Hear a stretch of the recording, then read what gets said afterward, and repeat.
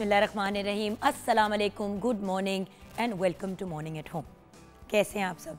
उम्मीद है कि खैरियत से होंगे, सुबह खुशगवार गुजर रही होगी। मेरा गला इसलिए बैठा हुआ है क्योंकि आपको पता है कि जब भी सीज़न चेंज आता है तो उसके साथ बहुत से इश्यूज़ आते हैं।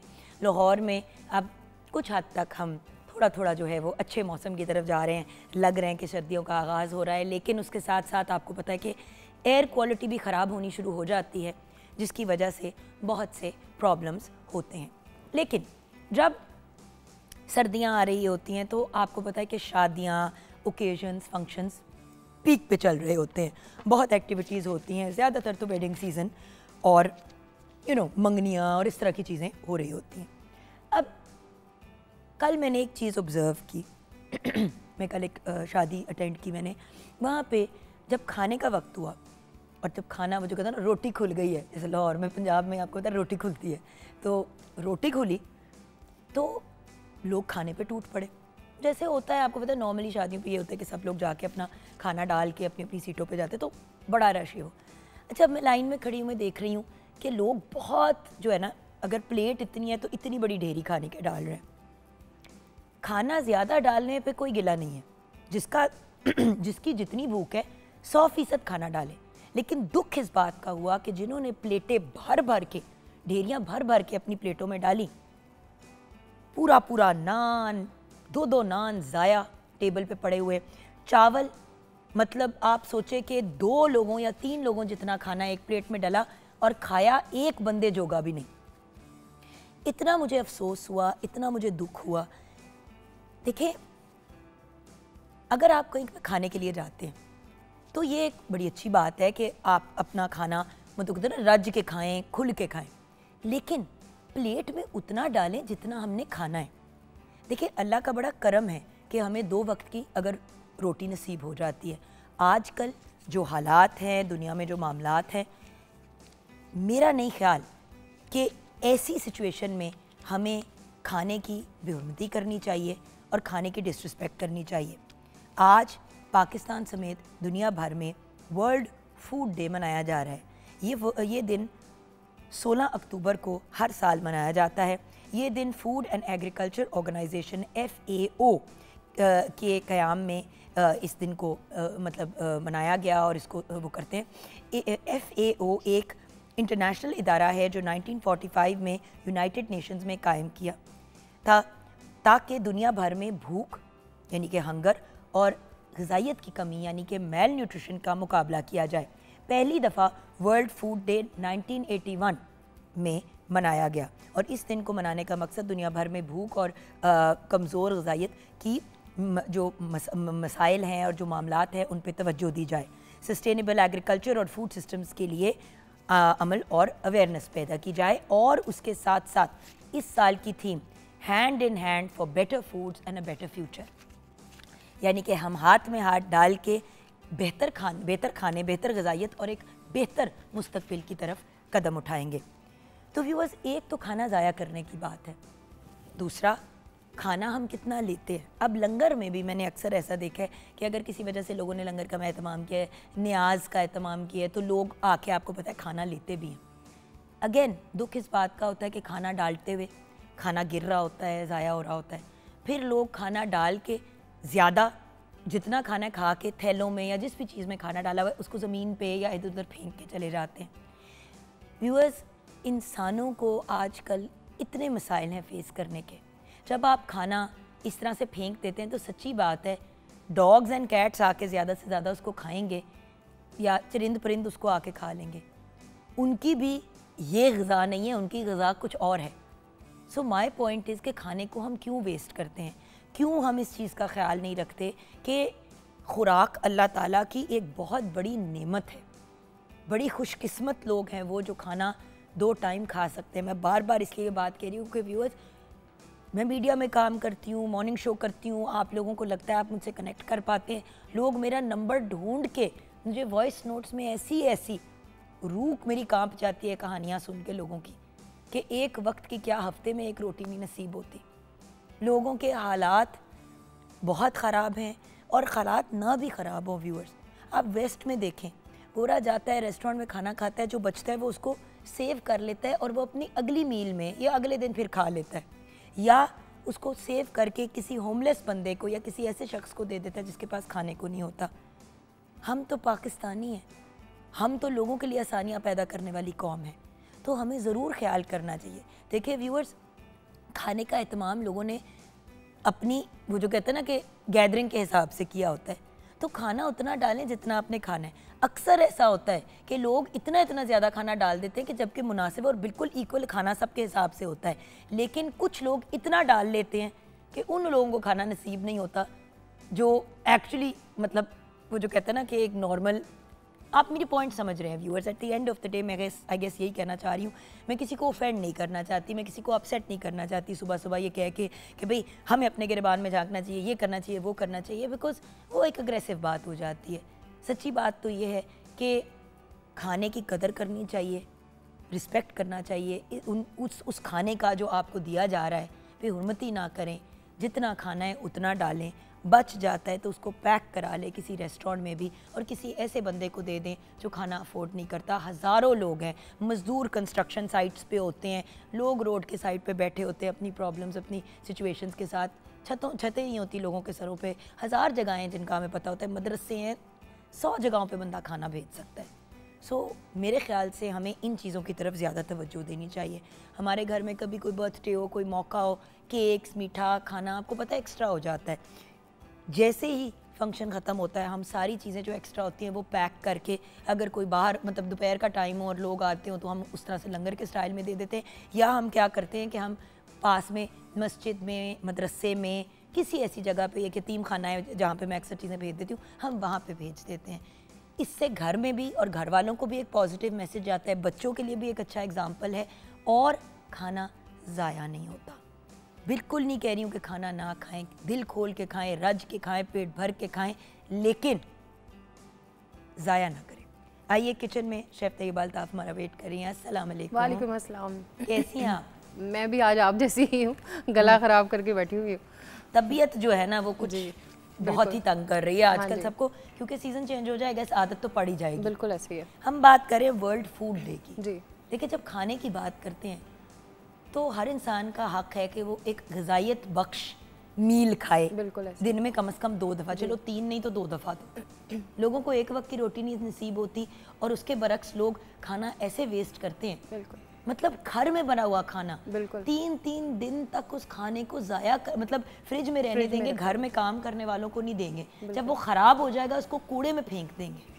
ये आपको डाउट हो गया, अब थोड़ा सा ख़राब होना शुरू हो गया, तो फिर बीइंग पाकिस्तानी जुगन मैं ये कहना चाहूँगी कि अपनी बल्कि कौम को भी यही पैगाम देना चाहूँगी कि आप ये समझें कि आपने एक दफ़ा खाना बना लिया, आप उसको कंज्यूम कर लें, बजाय इसके कि आप रीहीटिंग कर करके उसको दोबारा गर्म कर करके उसकी जितनी न्यूट्रिशनल वैल्यू होती है वो तो ख़त्म हो गई है। आप उसको संभाल के रखते हैं, और कई घरों में तो मैंने ऐसे देखा कि अगर बच जाता है तो उसको फ्रीज़ कर देते हैं। आप थोड़ा सा दिल बड़ा करें अपना प्लीज़ व्यूअर्स, और उसको जो है वो डिस्ट्रीब्यूट कर दें लोगों में। अगर आप पहले तो उतनी क्वांटिटी में बनाएं जो आपकी ज़रूरत है, उस पोर्शन में बनाएं जो आपके घर की ज़रूरत है, सब लोग खा लें अच्छे तरीके से, फिर उसको रखें नहीं। आप बार बार आप उसको गर्म करेंगे तो उसकी न्यूट्रिशनल वैल्यू तो वैसे ही ख़त्म हो जाएगी। मैं बात बताऊँ, बड़े लोग दाल बनाते हैं, हाँ जी, और दाल या सब्ज़ी को ना खा के एक टाइम फिर दिल नहीं है खाने का, छोड़ दिया। मैं आपको एक बात बताऊं व्यूअर्स, दाल एक इतनी ग़िज़ाइयत बख्श चीज़ है कि अगर आप किसी ऐसे बंदे को वो दाल खिला दे जो आपने घर में बनाई है और आप उसको कुछ किसी खाते में भी नहीं लिख रहे, वो दाल आप किसी ऐसे बंदे को खिला रहे जो आपके दरवाजे पे आता है, या कोई कहता है कि भाई या बाजी कुछ खाने के लिए है तो दे दें, उसको दाल रोटी दे देंगे, वो आपको करोड़ों दुआएं देगा, रादर देन वो दाल आप फेंक दें जो फिर कोई जानवर भी ना खाए क्योंकि वो ख़राब हो चुकी है। सो मेरी आपसे रिक्वेस्ट है व्यूअर्स कि इस चीज़ का ख्याल रखें। ब्रेक की तरफ जाएंगे, कुछ हमने एक पैकेज भी तैयार किया है related to world food day. Break के बाद अलबत्ता जब हम वापस आएंगे तो एक और दिन, आलमी दिन मनाया जा रहा है, हम उस पर भी बात करेंगे, वर्ल्ड फूड डे पे भी बात करेंगे, और थोड़ा आगे जाके हमने ऑफकोर्स शेफ़ तैयबा के किचन में भी जाना है। आप हमारे साथ रहिएगा।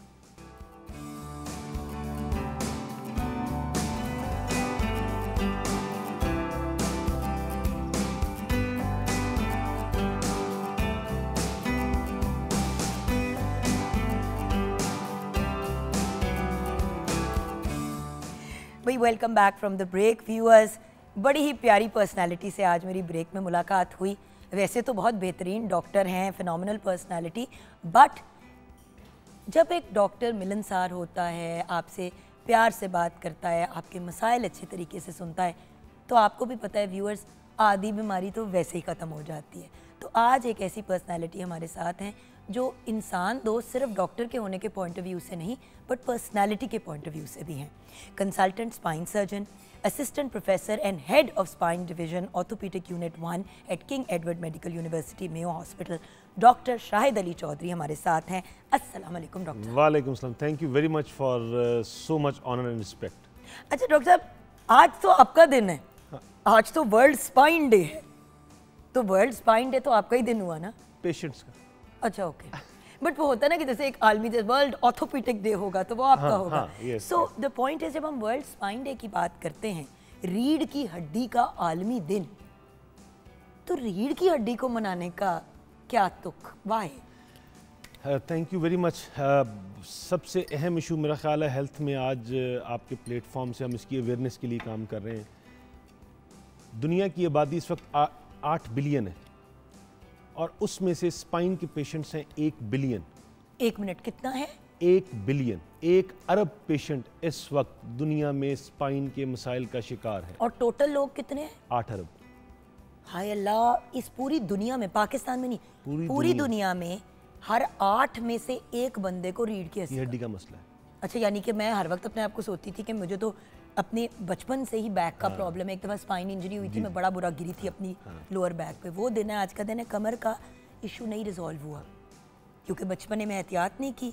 लेटर एज में, last year I fell down, I cracked my spine. और रीढ़ की हड्डी की दर्द आपका भट्टा बिठा देती है। एग्जैक्टली। आप किसी जोगे नहीं रहते। यस, यू नो, बड़ा कनेक्टेड पॉइंट आपकी इस डिस्कशन से।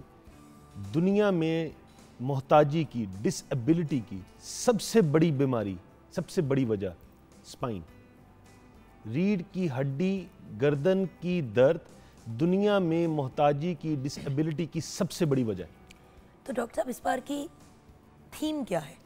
इस दफ़ा का थीम है इन्वेस्ट इन योर स्पाइन। सो अगर आप अपनी आप हड्डी में कैसे इन्वेस्ट कर सकते हैं? हाँ, यस, हम भूल जाते हैं अपनी रोज़मर्रा की ज़िंदगी में कि हमारा जिस्म जो है, हम जो काम कर रहे हैं वो उसकी कीमत अदा कर रहा है। हमने उसको कंपनसेट करने के लिए उसमें इन्वेस्ट करना है। अब इन्वेस्ट कैसे करना है? अपनी टाइम से, अपनी एनर्जी से, अपनी एक्टिविटी से। ये तो है वो पार्ट जो पेशेंट ने, एक आम इंसान ने प्ले करना है अपनी स्पाइन के लिए। और इसका एक दूसरा लिम्ब है जो रियासत के लिए है कि आपने इंफ्रास्ट्रक्चर और सर्विसेज देनी है उस बीमारी के लिए जो डिसेबिलिटी की सबसे बड़ी वजह है सोसाइटी की। और आपको पता है कि डिसेबिलिटी हमारे जैसे थर्ड वर्ल्ड कंट्रीज़ में अगर एक मज़दूर को 5 दिन 4 दिन किसी बीमारी के लिए घर बैठना पड़ जाए तो उसका चूल्हा बंद हो जाता है। सो उसको अवॉइड करने के लिए आप सोचें हमें कितनी कोशिश करनी चाहिए कि एक बंदा जो सोसाइटी का यूजफुल मेंबर हो सकता है, जिसको कैंसर नहीं है, जिसको हार्ट अटैक नहीं है, सिर्फ उसको एक पेन, एक कमर का या गर्दन का मसला उसकी ज़िंदगी रोक के बैठ गया और उसकी इकोनॉमिक्स रुक गई है ज़िंदगी की। लेकिन डॉक्टर साहब, विद ऑल ड्यू रिस्पेक्ट, लोग आप तक तो पहुंच जाते हैं, आप ही नुस्खों में लिखते हैं ना कि फिजियोथेरेपी 6 हफ्ते, फिजियोथेरेपी 3 हफ्ते। इस वक्त आप सारे जो मुझे देख रहे हैं, आप में से किसने अपनी फिजियोथेरेपी असल में करवाई है जिसको डॉक्टर ने लिख के दी है कि आपने फिजियोथेरेपी करानी है?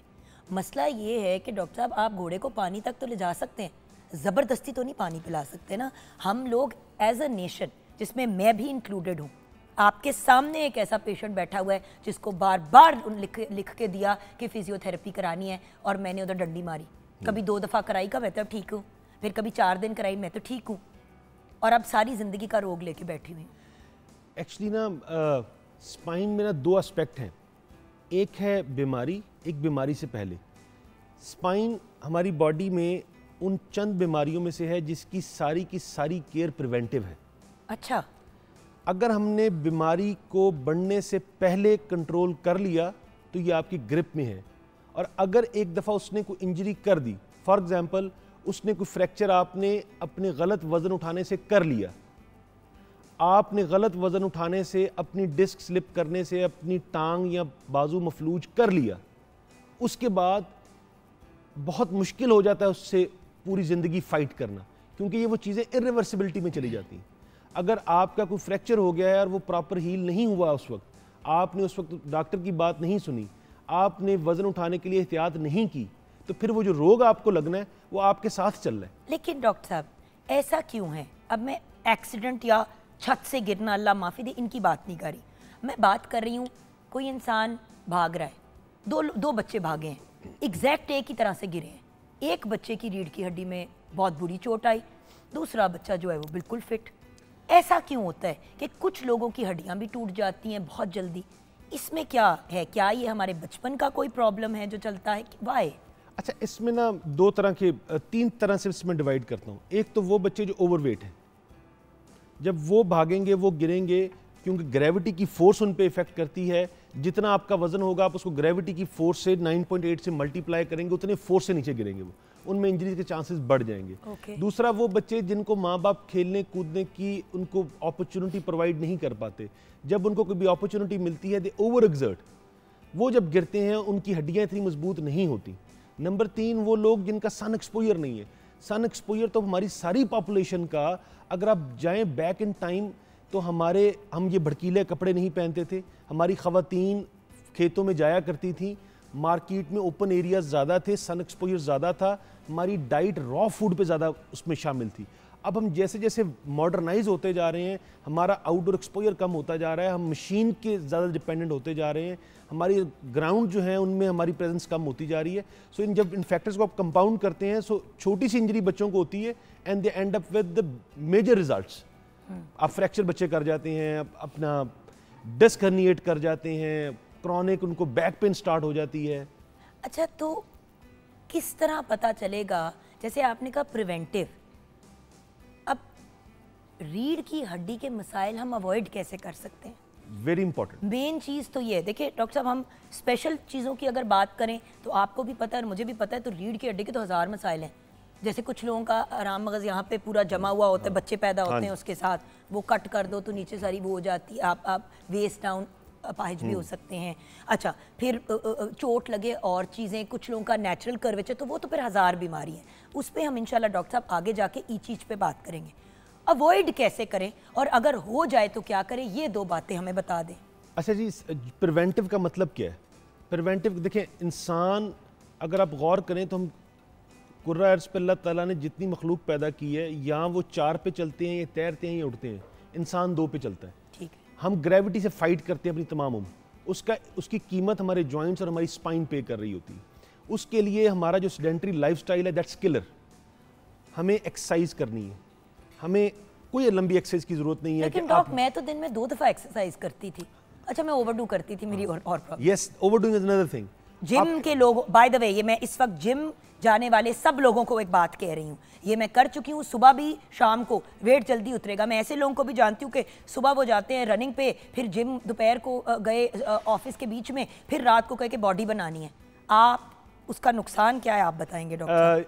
मैं स्टार्ट में मैंने बताया था कि इम्प्रॉपर वेट लिफ्टिंग, कि जब हम इसको बोलते हैं वीकेंड वैरियर्स, कि अचानक से ख्याल आया कि आज वज़न कम करना है, तो हम जिम जाना शुरू किया, कोई सुपरविजन नहीं है, कोई ट्रेनर नहीं है, आपने डेड लिफ्ट्स करने शुरू कर दिए, वेट उठाने शुरू कर दिए, पता नहीं है वज़न उठाना किस तरह है। अगर आप यूजुअली देखें लोग किस तरह वज़न उठाते हैं कि अपनी नीज़ को स्टिफ करके ज़मीन से वज़न उठाते हैं। व्यूअर्स, एक बात आपको ज़रूर मैं दिखाना चाहूँगी जो ज़िंदगी में मैंने इस चीज़, एक होता है ऐसे करके उठाना, ये नहीं करना, जब उठाना है ऐसे एग्जैक्टली उठाना है, एग्जैक्टली, ठीक है। वो मेरे गोडों में से आवाज़ आई ना कटक कटक की, तो बात ये है कि जब उठाना है ऐसे करके उठाना है, आपने ऐसे नहीं झुकना, क्योंकि एग्जैक्टली।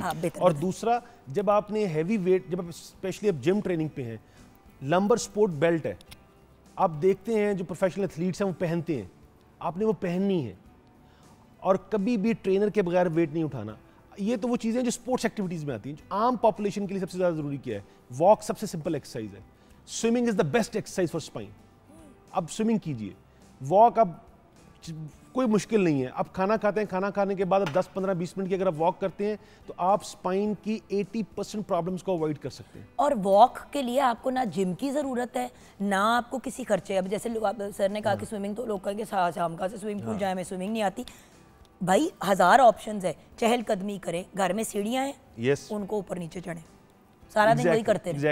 एग्जैक्टली वो 15-20 मिनट कर ले। फिर दूसरा स्पाइन के प्रॉब्लम्स जिन लोगों में और केयरफुल हो जाना चाहिए, जिनकी जॉब नेचर ऐसी है, फॉर एग्जांपल ड्राइवर्स हैं, ऑफिस वर्कर्स हैं, कंप्यूटर्स पे काम करने वाले लोग हैं, ये वो लोग हैं जैसे ड्राइवर है वो हर वक्त एक पोस्टर में बैठा है और वाइब्रेशन, उसकी गाड़ी की वाइब्रेशन से ऐसे। उसकी पूरी स्पाइन का स्ट्रक्चर शेक कर रहा है। स्पेशली जो बड़ी गाड़ियां, जो ट्रक्स yes, वगैरह लोग फिर वो लोग हैं जिनका प्रोलॉन्ग सिटिंग है, जैसे आपके मीडिया के लोग हैं, आपके स्टाफ टीम है, जो कालीन बनाते हैं फॉर एग्जांपल, चौकड़ी मार के कारीगर जो काम करते हैं, हमारे स्कूल बच्चे हैं जो बैठ के पढ़ते हैं, 8-8 10 घंटे पढ़ते हैं। सो अपनी हैबिट बनाएं, ब्रेक लें, हर घंटे बाद उठें, ब्रेक लें, 30 सेकंड की ब्रेक लें, उसमें छोटी सी स्ट्रेचिंग कर लें। ये पता है मुझे देख के हंस रही है तैयबा मुझे देख के, क्योंकि जैसे ही ब्रेक आती है ना भैया, आपने देखा था मैं घूमना फिरना शुरू हो जाती हूँ। The reason I do that is exactly for this reason, because ज्यादा देर बैठी रहती हूँ तो मैं तो जान जानी शुरू हो जाती है। एग्जैक्टली आप जब एक खास पोस्चर में ज्यादा देर बैठेंगे तो आपकी जो डिस्क है उस पे एसिमेट्रिक लोडिंग है, उस पे वजन जो पड़ रहा है वो सिमेट्रिकल नहीं है। उससे क्या होता है, कंटिन्यूस उस जगह पे ज्यादा देर बैठने से डिस्क हर्निएशन के, डिस्क स्लिप होने के चांसेस बढ़ जाते हैं। जब आप फ्रीक्वेंट स्ट्रेचिंग्स करते हैं आपकी बैक पेन, आपकी नेक पेन के चांसेस कम होते जाते हैं। अच्छा डॉक्टर साहब, ऑन एयर मुझे वादा करें कि आप फिर आएंगे जल्दी प्रोग्राम पे, ऑन एयर वादा करें। प्रॉमिस आपसे आएंगे, क्योंकि मैं आपसे प्रॉपर जिनके बैक के मसाइल हैं एज अ प्रोफेशनल मेडिकल, हम फिजियोथेरेपिस्ट से तो बात करते हैं, मैं चाहूँगी कि एक दिन आप आके सिर्फ व्यूअर्स को गाइडेंस दे दें कि ये वाली चीज़ इस चीज़ के लिए होती है, ये वाली चीज़ इसके लिए होती है, बिकॉज ये बड़ा एक इंपॉर्टेंट एस्पेक्ट है। The recovery part is a separate program, very important. तो फाइनली डॉक्टर साहब आपका मैसेज क्या है? मुझे पता है आपकी बड़ी इंपॉर्टेंट कुछ 1-2 काम है करने वाले, तो आपको भी जाना है, तो हमारे व्यूअर्स को मैसेज जरूर। आज का टेक होम मैसेज मेरी तरफ से तमाम पाकिस्तानी कौम और व्यूअर्स जो देख रहे हैं सब के लिए है कि खुदा का वास्ता है अपनी ज़िंदगी को एक्टिविटी की तरफ लेके जाएं। अपने बच्चे जो हैं उनके बैकपैक्स जो हैं, उनके स्कूल बैग्स जो हैं उस पर फोकस करें। अगर आप प्रोलॉन्ग सिटिंग करते हैं तो शॉर्ट ब्रेक्स लें। अगर आपको स्पाइन का प्रॉब्लम आता है तो खुदा का वास्ता है पहलवानों और क्वैक्स के पास जाने की बजाय सर्टिफाइड फिजिशियन के पास जाएं ताकि बीमारी को बढ़ने से पहले रोका जा सके। डॉक्टर साहब ने बहुत इंपॉर्टेंट बात की। व्यूअर्स, मुझे पता है कि एक वक्त होता था कि पहलवान वगैरह के पास जाते थे और जेन्युइनली उनको काम आता भी था। ज़माना बदल गया है, लोग रैंडमली इस तरफ आ जाते हैं कि यार चलो इसी से पैसे कमा लेते हैं। जब आपको काम नहीं आता, मैंने ऐसे केसेस भी देखे हैं कि हड्डी फ्रैक्चर्ड नहीं थी, कमज़ोर हुई हुई थी, गलत मैनिपुलेशन की वजह से हड्डी ही तोड़ दी। उस बंदे ने जिसके पास आप इलाज के लिए गए थे, तो मुस्तनिद डॉक्टर के पास जाएं और उनके रेकमेंडेड फिजियोथेरेपिस्ट या ऐसे बंदे के पास जाएं, क्योंकि रीढ़ की हड्डी अगर टूट गई ना व्यूअर्स, या इतनी बुरी तरह डैमेज हो गई, तो फिर सारी ज़िंदगी या तो तकलीफ़ में रहेंगे या खुदा न खास्ता बिस्तरे पे पड़ जाएंगे। सो प्लीज़ अपना भी ख्याल रखें और इर्द गिर्द वालों का भी।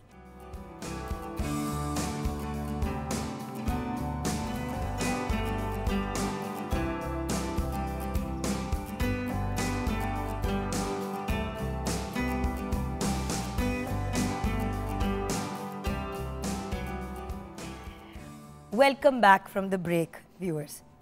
खाने की दुनिया की 3 बड़ी कदावर और ब्रिलियंट पर्सनालिटीज़ आज हमारे साथ हैं। आज वर्ल्ड फूड डे मनाया जा रहा है और आज हमारे साथ 3 ऐसे लोग हैं जो हमें गाइड करेंगे कि पाकिस्तान के पॉइंट ऑफ व्यू से क्या मसाइल हैं और किस तरह हम उन मसाइल को बेहतर कर सकते हैं, और इंडिविजुअल लेवल पे आप और मैं अपने घरों में रह के कैसे आसानी पैदा कर सकते हैं। जिस तरह हम हमेशा बात करते हैं इन्वायरमेंट की, इन्वायरमेंट को अगर हमने अपनी माहौलियात को बेहतर करना है तो उसके लिए भी सब ने हिस्सा डालना है, टॉप स्केल से लेके टू घरों के लेवल के ऊपर। उसी तरह खाने के जो मामलात है, खाने की शॉर्टेज है, खाने की वेस्टेज है, खाने को गलत तरीके से तैयार किया जाता है, गलत चीज़ें मार्केट में आ जाती हैं, इन सब चीज़ों के भी बहुत मेजर मसाइल हैं। जिस मुल्क में ऑलरेडी खाने को नहीं है इतना कि हर बंदा खाना खा सके, 2 वक्त की क्या 1 वक्त की रोटी, उस मुल्क में जब खाना ज़ाया होता है या गलत तरीके से बनता है या किसी बेवकूफ़ी की वजह से एक जगह पे अगर 100 पौधे लग सकते हैं किसी चीज़ के, वहाँ पे 4 लग रहे हैं, तो ये तो अपनी ज़ात के साथ और अपने मुल्क के साथ ज़्यादती है। तो आइए मिलते हैं, हमारे साथ हमारे बहुत प्यारे भाई मोहम्मद आसिम जावेद हैं। इनके डिपार्टमेंट से अक्सर लोग हमारे प्रोग्राम पे आते हैं। आज हम बड़े खुश हैं कि सर ने खुद टाइम निकाला। Director general Punjab food authority, government of Punjab. अस्सलाम वालेकुम आसिम भाई। वालेकुम अस्सलाम। हम आपके डिपार्टमेंट से तो लोग बुलाते रहते हैं, आज का दिन ऐसा था कि अगर आप ना आते तो मज़ा ना आता, राइट। देन हमारे साथ एक और बहुत ही ब्रिलियंट पर्सनालिटी जिनका 15 साल का एक्सपीरियंस है food safety, food security and functional food development में। आप चेयरमैन हैं department of food sciences at the university of Punjab. क्या कहा मैंने आपको व्यूअर्स, आज बड़े ही ब्रिलियंट लोग हमारे साथ हैं। प्रोफेसर डॉक्टर शनावर वसीम अली, मेरी तरह बहुत लंबा नाम रखने वाले। अस्सलाम वालेकुम। वालेकुम अस्सलाम। डॉक्टर साहब, आप मुझे ज़रा अपना डॉक्टर या प्रोफेसर बोरो करने थे तो मेरा भी उतना ही लंबा हो जाएगा नाम। As you wish. And then of course we have with us, इनकी आप शक्ल देखेंगे तो मुझे तो बोलने की भी ज़रूरत नहीं है, एक ऐसी प्यारी पर्सनैलिटी जिन्होंने शायद अपने शौक़ और पैशन, क्योंकि मैंने इनका प्रोफाइल इंटरव्यू भी किया हुआ है तो मुझे पता है कि एक शौक़ एक पैशन के तहत एक काम शुरू किया फूड ब्लॉगिंग की अगर हम बात करें, देन ब्लॉगिंग की, देन अपने आप को अपनी ब्रिलियंस और अपनी क्रेडिबिलिटी पे एक फूड क्रिटिक का लेवल देना, जहाँ पे इस मुल्क के और बल्कि इंटरनेशनली भी रेस्टोरेंट्स इनसे रब्ता करते हैं कि जी प्लीज़ हमें रिव्यू कर लें। फूड एक्सप्लोरर ऐसी ऐसी चीज़ें ढूंढ के निकालते हैं जो आपने कभी सोचा भी नहीं होगा कि पाकिस्तान जैसे मुल्क में या इवन इंटरनेशनली अवेलेबल होंगी। And then a photographer, all in one package in the food world, हमारे ब्रिलियंट, हमारे स्टार फूड की दुनिया के अली रहमान। अस्सलाम वालेकुम अली भाई। वालेकुम अस्सलाम जी, thank you so much. I am truly humbled by the introduction, और मुझे नहीं पता था कि मैं इतना कुछ करता हूँ। और भाई अगर मैं फिल्म स्टार को बुला के कहती हूँ ओ फिल्म स्टार तो वो तो एक्टिंग कर रहे हैं सिर्फ। हाँ। आप कितने काम कर रहे हैं भैया, आप कितने काम कर रहे हैं सर, आप एक इतने बड़े डिपार्टमेंट को हेड कर रहे हैं जिसकी बेस पे लोगों को रोजी रोटी भी मिलती है, जिससे लोगों की जानें भी बचती हैं, लिटरली जानें बचती हैं। मैंने आपको कितनी दफ़ा बताया व्यूअर्स, 5 साल से कम उम्र के बच्चों को सबसे ज़्यादा खाने की गलत चीज़ें प्रोवाइड होने से या मेल न्यूट्रिशन की वजह से या फूड पॉइजनिंग्स और टाइफाइड्स की वजह से जो डेथ होती है वो अवॉइडेबल है। सो जो इतना ज़्यादा एफर्ट आप फूड की दुनिया में अथॉरिटी, फूड अथॉरिटी के पॉइंट ऑफ व्यू से देख रहे हैं, उसका क्रेडिट हमारे प्यारे भाई मोहम्मद आसिम जावेद को जाता है, जो डायरेक्टर जनरल है of the Punjab food authority. जी भैया, आपसे बात का आगाज़ करते हैं। Please tell me, world food day आपकी नज़र में क्यों मनाना चाहिए? देखिए, वर्ल्ड फूड डे जो है ग्लोबल थीम, हर साल जो है वो चेंज होते रहते हैं। इस दफ़ा जो ग्लोबल थीम है वो ये hand in hand for better foods for better future. अब इसमें एक तो कनेक्टिविटी और collaboration with all the allied agencies including media. दूसरा ये है कि किस तरीके से हमने सेफ फूड और अच्छी क्वालिटी का फूड जो है उसकी फ्राहमी को यकीनी बनाना है ताकि हमारी जो फ्यूचर जनरेशन्स हैं उनकी हेल्थ अच्छी हो सके। अब अगर इसको पंजाब फूड अथॉरिटी अपने हिसाब से देखती है तो पहले नंबर पे हमारा सबसे अहम काम जो है वो फूड अडल्ट्रेशन से लोगों को बचाना है। For that matter Punjab food authority की टीम्स जो हैं वो दिन रात, ईद के ऊपर भी हम लोग छुट्टी नहीं करते, संडेज़ को भी छुट्टी नहीं करते। आपका एक टीम मेंबर सामने भी खड़ा है। बिल्कुल, ये भी हमारे जो है वो बड़े ही क्या कह सकते हैं कि जो हम लोगों को गाइड कर रहे होते हैं न्यूट्रिशन के हवाले से, तो किचन में हमारी मैडम तैयबा जो है वो मौजूद होती हैं। सर मैं आपको एक बात बताऊं, इतनी तारीफ़ करती हैं आपकी, ऑन एयर हम बात कर रहे होते हैं किसी चीज़ की, जब भी फूड अडल्ट्रेशन की या हिफ्ज़ाने सेहत के जो मामलात होते हैं कि किस तरीके से करना है, हमेशा बात करती है और हमेशा कहती है, और हमारे बॉस हमेशा कहते हैं कि, और बड़ी दफ़ा आपका नाम भी लिया है, तो मेरा बड़ा दिल था कि जब कोई किसी के पीठ पीछे तारीफ़ करता है तो उनको फेस टू फेस ज़रूर बताना चाहिए। तो बहुत ज़्यादा आपकी तारीफ। बट सर आप पैशनेट भी बहुत हैं।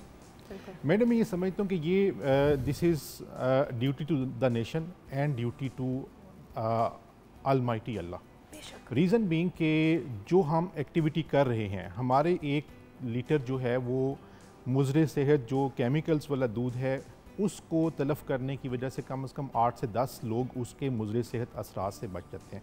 तो पहला बेयर मिनिमम जो चेक है वो सेफ़ फूड का प्रोवाइड करना, for that matter adulteration free करने के हवाले से पंजाब को हमारी टीम्स हर वक्त मुतहरिक हैं। 1846 FIRs 1 जनवरी से लेकर कल की तारीख तक हमारी मिलावट माफिया के खिलाफ हैं, जिसमें से 796 FIRs जो हैं वो जो जाली दूध बनाने वाले हैं उनके खिलाफ हैं। यानी कि मिलावट पे भी और जाली दूध पे भी। तो हम लोग जो खुद ऑनलाइन जाके बन जाते हैं ना विजिलेंटीज़ कि ये नहीं हो रहा वो नहीं हो रहा, हाँ कहीं इक्का दुक्का प्रॉब्लम हो रही है, राइट अथॉरिटी से कनेक्ट करें, पंजाब फूड अथॉरिटी से, ना के जाके वीडियोस बना बना के एटलीस्ट आपने अगर कंप्लेंट करनी है तो राइट जगह पे कहे, उसका ना कुछ हो तो फिर समझ आती है। Right sir? बिल्कुल ऐसा ही है। पहले ही वावेला मच जाता है, लोग बच्चों को दूध पिलाना छोड़ देते हैं। वो एक नया मसला फिर। बिल्कुल। दूसरी चीज़ जो है वो ये है कि फ़ूड की क्वालिटी को कैसे बेहतर करना है, उसके हवाले से हमारी जो है वो ट्रेनिंग्स भी चलती हैं। हम जो स्ट्रीट फूड वेंडर्स हैं, CM साहबा की हमारी हदायत थी, उनकी भी हम ट्रेनिंग्स करवा रहे हैं। उनको जो है प्रोटेक्टिव गियर्स जो हैं, हाइजीन किट्स जो हैं वो फ्राहम कर रहे हैं। हम ये चाहते हैं कि वो जो फूड सेफ्टी के जो स्टैंडर्ड्स हैं उनको वो भी ऑब्ज़र्व करें ताकि आम आदमी का खाना जो है वो बेहतर हो। तीसरी चीज़ जो है वो हम स्कूल न्यूट्रिशन प्रोग्राम कर रहे हैं। अब स्कूल न्यूट्रिशन प्रोग्राम बेसिकली क्या है, उसके दो कंपोनेंट्स हैं। एक कंपोनेंट तो उसके अंदर ये है कि हमने जो है ना तमाम बच्चों को और उनके पेरेंट्स को, टीचर्स को गाइड करना है कि हेल्दी फूड चॉइसेस बच्चों के लिए कौन सी हैं। और दूसरी चीज़ यह कि हम 40 स्कूल्स के अंदर पंजाब फूड अथॉरिटी के ऑफिसर्स और जो वॉलंटरी कंट्रीब्यूशंस हैं उनके ज़रिए से कुकड मील हम जो है वो 40 स्कूल्स में लाहौर में उन एरियाज़ पे दे रहे हैं कि जो वाकई जहाँ के बच्चे जो हैं वो डिज़र्व करते हैं। और उसकी मदद से ये हम ये चाहते हैं कि ये एक स्टडी भी है और एक तरह से हमारी इंटरवेंशन भी है। कल को इसको हम स्केल अप करें और जो हम ये ख्वाब देख रहे हैं कि ये बच्चों के ऊपर डॉक्टर साहब बैठे हुए हैं, ये बताएंगे आपको कि 40% बच्चे पाकिस्तान के अंदर स्टंटिंग का शिकार हैं और उसकी वजह ये मिलावटी फूड है। और अगर हमने बच्चों को मतलब उस स्टंटिंग से बाहर निकालना है, 30% बच्चे आयरन की कमी का शिकार हैं, तो हमें अच्छे फूड्स उनको देने होंगे। सर, जब एक ज़माने में मुराद राज साहब देख रहे थे एजुकेशन का डिपार्टमेंट, तो मेरी उनसे मुलाकात हुई थी। और मैं ये इसलिए बात इस तरह से कर रही हूँ क्योंकि मेरी उनसे प्रॉपर इसके ऊपर डिटेल डिस्कशन हुई थी और मैं बार बार यही बात कह रही थी कि मुराद साहब आप सब चीज़ों पे बिल्कुल ठीक हैं, लेकिन एक चीज़, जो बच्चा भूखा है वो पढ़ नहीं सकता। बिल्कुल ठीक है। अगर माँ बाप चाहते हैं बच्चा कुछ बन जाए लेकिन एक वक्त की रोटी उसे नहीं प्रोवाइड कर सकते, तो हमें कोई ऐसी सिचुएशन बनानी चाहिए कि कम से कम स्कूल में एक ग़िज़ाइयत बख्श लंच बच्चे को मिल जाए, जिसमें चाहे एक उबला हुआ अंडा और एक सैंडविच और एक केला और एक सेब क्यों ना हो, लेकिन एटलीस्ट बच्चे की पूरे दिन की नहीं बट एटलीस्ट 70% न्यूट्रिशन अगर उसमें पूरी हो जाती है तो घर पे फिर जो भी उसको मिलता है, वही वाली बात है ना सर। स्टंटिंग भी इसीलिए हो रही है क्योंकि खाने के लिए नहीं है बिल्कुल सही बच्चों के पास। सो सर, डॉक्टर साहब, आज का दिन क्यों मनाना चाहिए? आपकी तो पूरी ज़िंदगी ही फूड है। जी देखें, इसमें जो आज का दिन है 16 अक्टूबर, इसकी एक इम्पॉर्टेंस तो ये भी कि आज के दिन ही जो है वो फूड एंड एग्रीकल्चर ऑर्गेनाइजेशन का क़याम अमल में आया था। ओके। तो आज के दिन ही FAO ने इसको वर्ल्ड फूड डे के तौर पे जो है वो डिक्लेयर किया। अब इसकी जो अहमियत है वो मैं समझता हूँ कि इसको आप 4 जो बेसिक जो कंपोनेंट्स हैं उसमें आप कर सकते हैं। सबसे पहले तो इसकी अहमियत ये है कि पूरी दुनिया में ग़िज़ाई किल्लत और भूख, उसके ख़िलाफ़ आवाज़ बुलंद करना, लोगों को इसका शऊर देना कि कितनी तादाद है दुनिया में इस वक्त जो आज भी भूखी सोती है। और भैया उसके साथ साथ पाकिस्तान में जो हालात है वो तो और भी ज़्यादा परेशान करने वाले हैं। पाकिस्तान भी हमारा उसी ग्लोब का एक हिस्सा है। दूसरे नंबर पर लोगों में खुराक की अहमियत का एहसास उजागर करना, मतलब खुराक जो है ये कोई चीज़ नहीं है, ये खुराक असल में इंसानी हक़ है, बुनियादी इंसानी हक़ है। तो इसको जिस तरह वेस्टेज दुनिया में भी हम करते हैं, पाकिस्तान में हम देखते हैं जो हमारा कल्चर है, जितनी फूड ज़ाया हो रही है, तो इस हवाले से लोगों में इसकी अहमियत का एहसास उजागर हो कि खुराक जो है वो ज़ाया करने वाली चीज़ नहीं है। नंबर 3, किसान की जो मेहनत है उसकी अप्रिसिएशन, और कैसे हम बढ़ा सकते हैं कि कैसे एक कि कैसे किसान जो है वो हमारे लिए एक एक दाना उगाने के लिए वो कितनी मेहनत करता है। वो सर्दियों की रातों में उठ के भी फसल को पानी देता है, वो गर्मियों की चिलचिलाती धूप में जो है उसमें जो है वो मेहनत कर रहा होता है, हल चला रहा होता है। और अगर अल्लाह ना करे कभी कोई सैलाब या कोई अर्थक्वेक या कोई ऐसा मसला हो तो फिर जो नुकसान है वो हम सब जानते हैं, वो भी हम जानते हैं। अभी तो भी उसकी अप्रिसिएशन, किसान की, फार्मर्स की अप्रिसिएशन। और लास्ट वन जो है कि एक जिसे कहते हैं कि कलेक्टिवनेस का एहसास, यकजहती का एहसास पैदा करना दुनिया में कि हम सबको मिल के ये जो मसाइल हैं, भूख के, ग़िज़ाई किल्लत के, जिसा फरमा रहे थे माल नरिशमेंट के, दुनिया में भी और पाकिस्तान में भी, तो हम सब ने मिल के इसके ख़िलाफ़ कैसे एफर्ट करनी है। तो इस हवाले से मैं समझता हूँ कि इस दिन की बड़ी इंपॉर्टेंस है इसको मनाने की, कि लोगों में ये शऊर उजागर किया जाए, लोगों को आगाही हो कि ये कैसे प्रॉब्लम है क्या, और उन प्रॉब्लम्स के लिए फिर हमने इंडिविजुअली क्या करना है, कौमी सतह पे हमें क्या करने की ज़रूरत है। और डॉक्टर साहब, आपके तो डिपार्टमेंट की मैंने बड़ी तारीफ़ ये भी सुनी है कि आप जब से यू बिन रनिंग थिंग्स, आपका बड़ा इस चीज़ पे फोकस है कि वो जुगाड़ और वो चीज़ें निकालें कि किस तरह से अगर एक जगह से हमें इतना खाना मिल रहा था तो उसी जगह से हम इतना खाना कैसे कर सकते हैं, डबल ट्रिपल कैसे कर सकते हैं यील्ड। क्योंकि देखिए ज़मीन तो नहीं बढ़ने वाली, उतनी है जितनी है। अब एक ही जगह पे मैक्सिमम फ़ायदा कैसे ले सकते हैं? एक बड़ा प्रॉब्लम हमारे यहाँ ये भी है, क्योंकि हमारे किसान पहले, अब अल्लाह का शुक्र है बहुत बेहतर हो गया, इतने पढ़े लिखे नहीं होते थे, तो होता ये था कि वो एक ही जगह पे एक ही चीज़ उगा रहे होते थे, वो एक सर्टेन अमाउंट के लिए उनको फ़ायदा देती थी और फिर वही जगह उनके लिए नुकसानदेह हो जाती थी। तो क्रॉप रोटेशन, ये सारी चीज़ें भी बड़ी इस मामले में इम्पॉर्टेंट होती है। अली रहमान और सुपरस्टार जी। देखिए मेरे ख्याल में there are multiple things, although काफ़ी कुछ तो कवर ऑलरेडी हो गया, लेकिन for me there are two main takeaways. एक वही जो न्यूट्रिशन या मैल न्यूट्रिशन वाली साइड है, मुझे लगता है उसके ऊपर सोशल मीडिया की वजह से बहुत ज़्यादा अवेयरनेस आ गई है, thanks to the local content being produce and there are more people जो बात कर रहे हैं अबाउट न्यूट्रिशन। एक एवरेज बंदे को माइक्रो न्यूट्रिएंट्स और मैक्रो न्यूट्रिएंट्स तक की अवेयरनेस आ गई है। So I think that needs to be focused little more कि हम जो खा रहे हैं वो एक्चुअली करेगा क्या। मतलब आई बिलीव, मैंने कहीं पे पढ़ा था कि the food is actually the language in which you talk to your body. तो आपने अपनी बॉडी को अगर कोई इंस्ट्रक्शंस देनी है, कोई बात करनी है, तो वो खाना है। मतलब आप बॉडी को कह रहे हैं तुमने आज से मोटे होना शुरू होना है, तो then you can eat that kind of food, मोटा होना शुरू हो जाएगा। आपने किसी बीमारी को हील करना है, लोग कहते हैं कि जी सुबह लहसुन निहार मुँह अगर आप खा लें, अदरक का पानी पिएं, तो that is food and that is the language जिससे आप अपनी बॉडी से बात करके इंस्ट्रक्शंस दे रहे हैं कि भाई अब तुमने आज से इस चीज़ के ऊपर काम करना है। तो that is an area which needs more awareness, I believe, number one. Number two, जो मैल न्यूट्रिशन वाली चीज़ें हैं, and number three for me is the sustainability. क्योंकि अभी food industry feels a lot of pride जब वो कहते हैं कि जी हमारे पास इम्पोर्टेड गोश्त है, हमारे पास इम्पोर्टेड फलानी चीज़ आ गई है। लेकिन द गुड थिंग इज कि बहुत सी चीज़ें अब लोकल हो रही हैं, जैसे मशरूम्स एक टाइम पे इट यूज्ड टू बी कि बाहर से ही आएगी। स्टेक 12,000 रुपए का स्टेक कौन अफोर्ड करता है? तो sustainability something that needs to be worked on, उसके ऊपर थोड़ी अवेयरनेस होनी चाहिए। क्योंकि अमीर अमीर होता जा रहा है, गरीब गरीब होता जा रहा है। सॉरी मैं बड़ी बेसिक बात कर रही हूँ, कैपिटलिज्म की यही प्रॉब्लम होती है। लेकिन मसला ये है कि इस वक्त जो हालात हैं, अगर आप कांस्टेंट, लोग फिर आपकी एक्सपेक्टेशंस बड़ी अनरियलिस्टिक हो जाती हैं, आपको समझ नहीं आती है। अब एक वक्त था जब अगर किसी रेस्टोरेंट जाते थे और फी बंदा 1500 पर हेड पड़ता था तो लोग सख्ते में चले जाते थे, इतना महंगा रेस्टोरेंट। आजकल रेस्टोरेंट कहते ही है कि जी आपको हम सेट मेन्यू देंगे, 15,000 रुपये फी पर्सन होगा। तो 15,000 में तो ऐसे घर हैं जो पूरा महीना अपना खर्चा चलाते हैं। और लेकिन उसका पता है एक साइकोलॉजिकल इम्पैक्ट भी है, क्योंकि पहले लोग खा के चुप करके घर आ जाते थे, अब वो सोशल मीडिया पे जाता है और इस तरह की चीज़ को वायरलिटी मिलती है, देयर आर पीपल। तो मेरा the focus is more on, जैसे आपको पता ही है कि अवामी खाने क्या हैं। मतलब आई ट्राई एंड तो खैर दस्तरखान वसी करने का जो एक सिलसिला शुरू किया है, इस आदमी की बात पता नहीं आप लोगों को पता है कि नहीं व्यूअर्स, आप इनके व्लॉग्स देखें, इनके ब्लॉग्स देखते हैं। आज आप लोगों को भी एक इन्फॉर्मेशन देती हूँ, मैंने इसलिए ब्रेक में ये बात नहीं की, मैंने ऑन एयर करनी थी।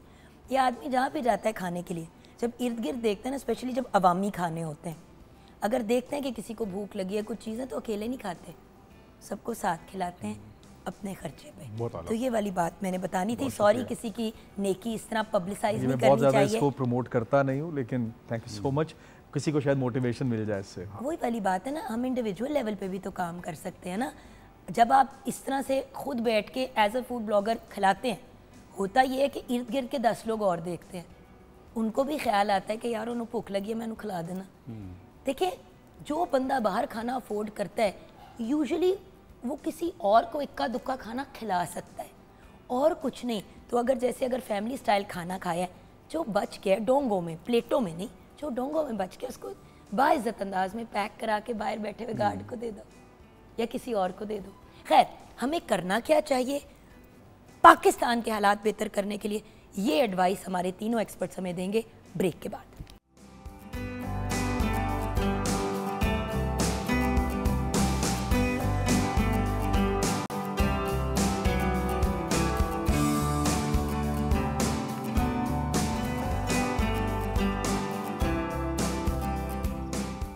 Welcome back from the break viewers. जैसे कि आप जानते हैं, at morning at home and Pakistan television network हम सिर्फ आपकी उन लोगों से मुलाकात करते हैं जो हमें पता होता है कि वेरीफाइड सॉलिड लोग हैं।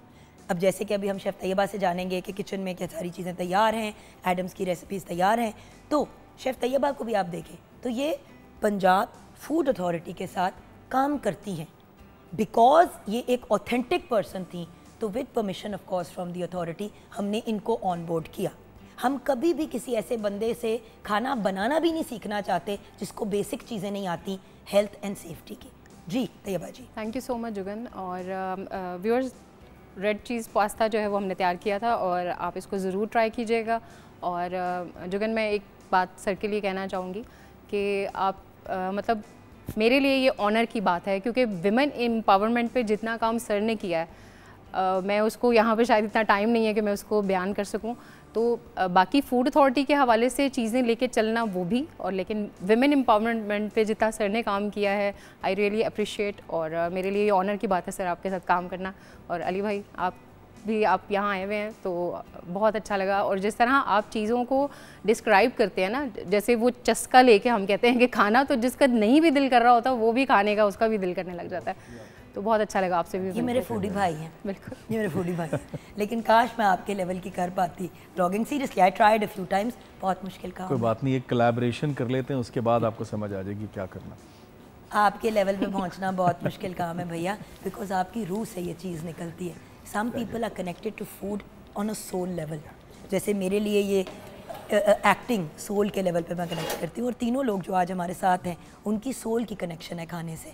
और वो अपने लिए नहीं, पूरे मुल्क के लिए आसानियाँ पैदा करें अपनी अपनी कैपेसिटी में। चाहे हमारे खानों को फेमस करने की बात हो, चाहे लेटेस्ट चीज़ों को इनोवेशंस को लेके आना सर आपके एंड पे, और एग्जिस्टिंग चीज़ों को किस तरीके से बेहतर किया जा सकता है और ऑथेंटिकली लेके चल सकते हैं। तो आप तीनों की contributions are unlimited and brilliant. जी सर, व्हाट टू डू, हमें क्या करना चाहिए इंडिविजुअल लेवल पे? देखिए, इंडिविजुअल लेवल के ऊपर मैं 3 चीज़ें कहूँगा। एक तो ये है कि हमारी बहुत सी बहनें जो हैं वो ज़रा घर में किचन में काम करती हैं, तो उनकी फूड सेफ्टी के हवाले, ट्रेनिंग्स के हवाले से पंजाब फूड अथॉरिटी का ऑनलाइन मैकेनिज़्म मौजूद है कि उनको भी पता होना चाहिए कि घर के अंदर अच्छा फूड जो है या हाइजीनिक फूड जो है किस तरीके से सिखाते हैं। बिल्कुल online free of cost, online जो है फ्री ऑफ कॉस्ट जो है। और हमारे पास और बाय द वे व्यूअर्स, ये दुनिया में कोई फूड अथॉरिटी नहीं करती, क्योंकि मैं बाहर रह चुकी हूँ। बाहर कोई दुनिया में फूड अथॉरिटी लोगों के लिए, एंटरप्रेन्योर्स के लिए और होम मेकर्स के लिए इस तरह आसानी नहीं पैदा करती। वो रिकग्नाइज ही नहीं करते इन चीज़ों को। और दूसरी चीज़ ये है कि हमें जो है फूड वेस्टेजेस की प्रैक्टिसेस को रिड्यूस करना है। Reason Bing Punjab food authority इसके हवाले से भी channelising food wastage into food security का कॉन्सेप्ट हमारे पास मौजूद है। फूड वेस्टेजेस को काम किया जाए। पाकिस्तान के अंदर तकरीबन $4 बिलियन का एनुअली जो है ना फूड वेस्ट होता है। तो वी डोंट अफोर्ड कि इतना फूड वेस्ट किया जाए। और जैसे अली भाई अपने साथ किसी को खाना जो है वो खिलाते हैं, जो खाना आपका बच जाता है, आप किसी भी मतलब जो डिज़र्विंग लोग हैं, इशारे पे खड़ा हुआ कोई लोग है, उसको आप वो दे सकते हैं। और तीसरी इसके अंदर अहम चीज़ जो है वो ये है कि हमें बच्चों के मुस्तकबिल को कैसे बेहतर करना है। एक तो उनकी न्यूट्रिशन वेलबींग के ऊपर, और दूसरी ये है कि जो फूड सिक्योरिटी के हवाले से हमारी चीज़ें हैं कि किचन गार्डनिंग घर में करके, तो फूड सिक्योरिटी को के ऊपर भी जो है वो तवज्जो दी जाए। Thank you so much sir. Doctor साहब। जी जुगन, मैं समझता हूँ कि जैसे जी साहब ने बताया कि $4 बिलियन जो है वो इक्वल जो है वो वेस्टेज है हमारी फूड की पाकिस्तान में। थोड़ा सा इसमें मज़ीद मैं व्यूज़ की जो है वो क्लैरिटी के लिए, पूरी दुनिया में एज़ पर एस्टिमेट 1.3 बिलियन टन जो फूड है वो वेस्ट होती है एनुअली। अब उसमें पाकिस्तान का जो शेयर है 36 million turns, it's almost 30%, above 30%। जो पूरी दुनिया में फूड वेस्ट हो रही है उसमें पाकिस्तान का शेयर इज़ अबव 30%। वजह क्या है उसमें? और अगर पर कैपिटा की अगर हम बात करें, पर पर्सन पाकिस्तान में एक बंदा जो है वो 212 kg फूड एनुअली वेस्ट करता है। 212 kg, यू कैन इमेजिन। और डेली फिर आप देख लें कि ऑलमोस्ट इट्स जो है 3/4 जो है kg के। तो अब इसमें ज़रूरत किस चीज़ की है कि एक तो लोगों को अवेयरनेस, जैसे मैंने पहले बात की कि खुराक जो है वो कोई चीज़ नहीं है बल्कि एक हक़ है, इंसानी हक़ है। लोगों को इसकी आगाही देना कि खुराक को की अहमियत को समझें, और फिर दीनी हवाले से भी हमारा दीन हमें क्या इंस्ट्रक्शन दे रहा है, जितनी ज़रूरत है उतना खाएं, ज़ाया मत करें, अपने हमसाये को का ख्याल करें, देखें कोई आपके हमसाये में भूखा तो नहीं सो रहा। तो इस हवाले से अवेयरनेस की ज़रूरत, बच्चों को स्कूल के निसाब में अवेयरनेस की ज़रूरत। और मैं तो अपने जो स्टूडेंट्स हैं उनको एक स्लोगन देता हूँ कि थोड़ा थोड़ा बार बार। आप तो हमारे वो वाले साइलेंट हीरो हैं डॉक्टर साहब, जो बैक एंड पे बैठ के, हमारे ये जो दो दूसरे भाई हैं बैठे हुए, वो तो फिर भी फोर फ्रंट पे नज़र आते हैं। आप बैक एंड पे चुप करके जो एफर्ट्स कर रहे हैं, I just want you to know कि हम रिकग्नाइज़ करते हैं और हम अप्रिशिएट करते हैं, क्योंकि ना सिर्फ आप रिसर्चेस और दूसरी चीज़ों पे काम कर रहे हैं, जनरली आप अगली पौध को सही तरीके से गाइड करके तैयार कर रहे हैं ताकि वो अपने पेयर्स को सिखाएं। सो हम आपको सलाम पेश करते हैं सर, आप तो उस्ताद हैं, उस्ताद तो वैसे ही बाप का दर्जा रखता है for any student. Thank you sir. And finally Ali भाई। अच्छा, बिफोर आई से समथिंग ऑन दिस, मैं आपसे एक क्वेश्चन पूछना चाहता हूँ। आपको वैसे अवेयरनेस है कि लाहौर में पाकिस्तान में कोई ऑर्गेनाइजेशन है जो फूड वेस्टेज के ऊपर काम कर रही हो? Risk foundation. So there are organisations. So my नहीं, मुझे कैसे पता है? मुझे कैसे पता है? आपके व्लॉग अच्छा, हाँ, I did a video for them. So my key takeaway from this session is के I came in as an influencer, but I am getting influenced by the conversation. So I need to collaborate more with people like Risk, create awareness, because And I know the Punjab Food Authority as well. So मेरे लिए ये key takeaway है। मुझे लगता है कि I'm not doing enough on that right now, but I have to work more. And probably Risk के अलावा भी अगर और कोई organizations Go to हैं, the Punjab University, उनके स्टूडेंट से बात करें। सो एक वो इकोसिस्टम बनाने की ज़रूरत है कि खाने को वेस्ट ना किया जाए, एक प्रॉपर तरीके से सही लोगों तक रिस्पेक्टफुल तरीके में कैसे पहुंचाएं। So that is what I am gonna work, and probably जब हम दोबारा इस प्रोग्राम में बैठेंगे तो मैं आपको शायद बता सकूं कि जुगन ये मैंने किया है since the last programme. Done, ये बात पक्की। और सर फाइनली क्लोजिंग में हमारे व्यूअर्स को आप क्या कहेंगे? देखिए, अपनी सेहत का ख्याल रखें, बच्चों की सेहत का ख्याल रखें, भूख से थोड़ा सा कम खाएं, और वला तुसरिफू कुरान पाक में आता है कि इसराफ नहीं करें बल्कि उसको डिज़र्विंग लोगों तक पहुंचाएं, और खाने के बाद थोड़ी बहुत एक्सरसाइज करें। ये 3-4 मेरी रिक्वेस्ट है। और सर अगर राब्ता करना हो पंजाब फूड अथॉरिटी, 1223 हमारा टोल फ्री नंबर है। अगर कोई भी 1223 जी, अगर कोई भी फूड के हवाले से कंप्लेंट है, कहीं पे अडल्ट्रेशन की शिकायत है, तो 1223 हमारा टोल फ्री नंबर है, उस पर आप इत्तला करेंगे, हम आपकी कंप्लेंट को इंशाल्लाह एड्रेस करेंगे। 1223। व्यूअर्स प्लीज़, मैं बिल्कुल नहीं आपको कह रही कि आप अपने व्लॉगिंग श्लॉगिंग वीडियोज़ ना बनाएं, ज़रूर बनाएं अगर आपने बनानी है, लेकिन जो करेक्ट तरीका है किसी भी चीज़ के ख़िलाफ़ एक्शन लेने का वो ये है कि पहले आप राइट अथॉरिटी से रब्ता करें।